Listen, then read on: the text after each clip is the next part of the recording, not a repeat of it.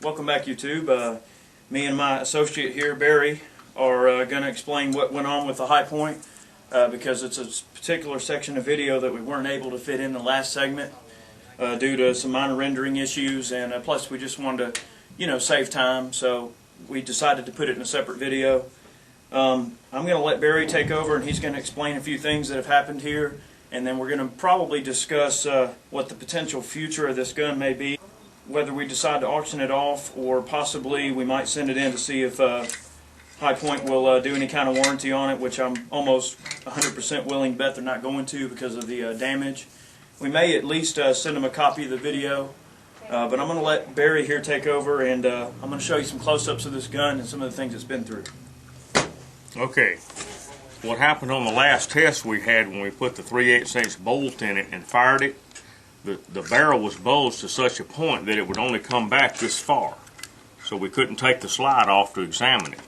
On the High Point, the slide has to come back all the way to drive this little pin out. Hold it still right there.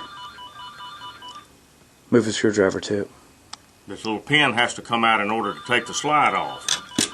On the gun that we had damaged with the 3/8 bolt, it wouldn't come back far enough. It would only come back this far. So I assumed I could pound the slide back over that lump so we could take it apart.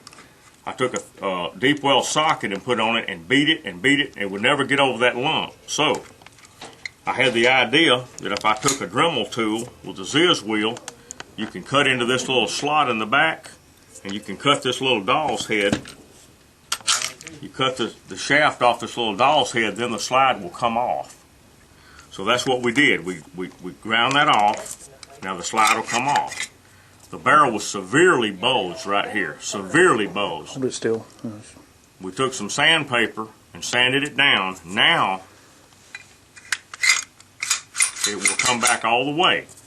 But what happened in the last test, we bent the firing pin. We've got to replace that. Under the extreme pressure that this gun was under, the firing pin got bent. We have to replace this, and we have to replace the safety that was broken. Now in our first test, we had a 380 that we also tested. We can salvage all the parts out of the 380 and put this gun back into service.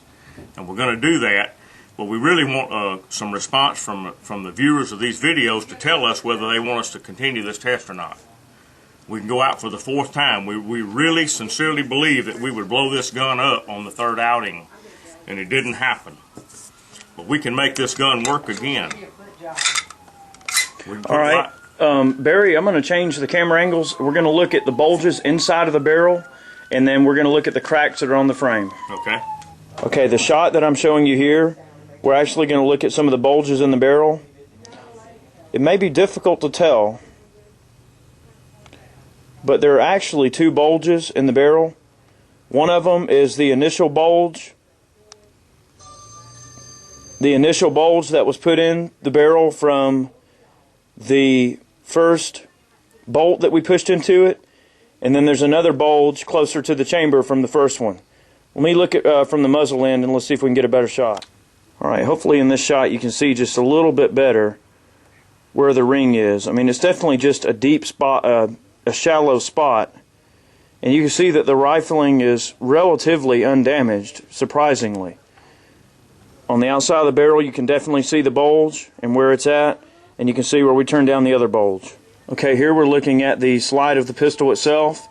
The only stress marker we can find on the whole slide is where you can see that crack right there. I'm going to zoom in real close to that. So this gun has undergone some stress. It is definitely taking a beating, and it's going. Actually, right there is a good shot. If I zoom in, you can see the white behind the crack. So it's definitely a considerably deep crack. I mean, it's going all the way through that thin section of metal. Okay, some people are under the impression that because we're testing these High Points, we advocate that you buy one. We don't. The gun is the top of the jump ladder. The gun is strong, though. Where this gun needs to be strong, it is very strong. In order for this slide to break off, this whole end would have to snap off, and that's never going to happen. We've already proven that over and over and over. It's not going to happen. The gun just has to have a few repair parts in it, and we'll run this gun back out again, And we are going to blow this gun up somehow, some way, if everybody wants us to do that. But we're only going to do it if we get enough viewer demand to do that. We can make this gun function again, and we can shoot it again. Absolutely. You know, that's why that thing misfired that second time, because the pin was bent. Well, yeah. I mean, and my view on it is that, I mean, yes, it's at the top rung of the cheap gun ladder, but I tell you what, if this is all you can afford, that's it. you better dang buy one. You know, American-made product, and their warranty is definitely good if you know subject the pistol to normal use. So I definitely think that, I mean, if it's all someone can afford, they're really crazy not to have one. I mean, it's a functional gun. They're reasonably accurate. I mean, it is a fixed barrel, and that always equates to better accuracy than a lock breech or, you know, barrel that moves a lot. Straight blowback, so you're not really going to deal with any kind of overpressure destroying it. We already proved that. We can clean this up. We'll put it in the ultrasonic, clean it up real good, and we got a whole spare parts bin in that 380. I agree, and I'm game to do that. And if the viewers are game for that, then that's what we'll do. Well, I'm sure they will be. Yeah. We'll make this baby run again.